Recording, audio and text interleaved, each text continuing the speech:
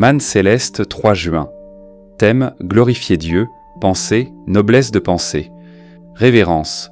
Les cieux racontent la gloire de Dieu et l'étendue manifeste l'œuvre de ses mains. Le jour en instruit un autre jour et la nuit en donne connaissance à une autre nuit.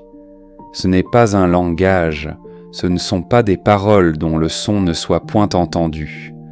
Leur retentissement parcourt toute la terre, leurs accents vont aux extrémités du monde. Psaume 19, 1 à 4.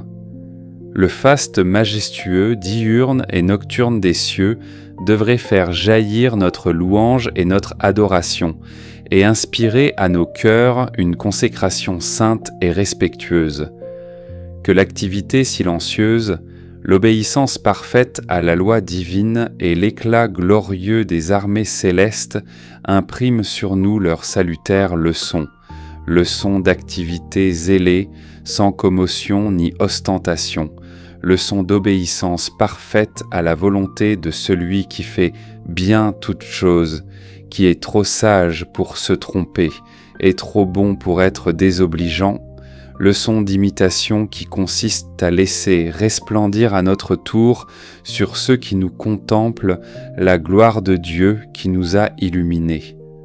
Non seulement tous les buts et arrangements divers de la nature manifestent les attributs de l'Éternel à nos esprits attentifs, mais nous trouvons que ces buts et arrangements sont utilisés pour symboliser des choses qui manifestent ses attributs et son plan.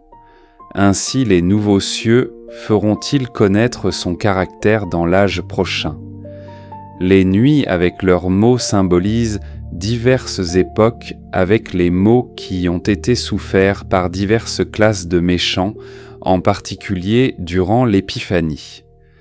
Les jours symbolisent les temps des bénédictions des dispensations, celle qui précède étant l'ombre des suivantes comme par exemple « Danse le moisson et le dispensation parallèle ». Question.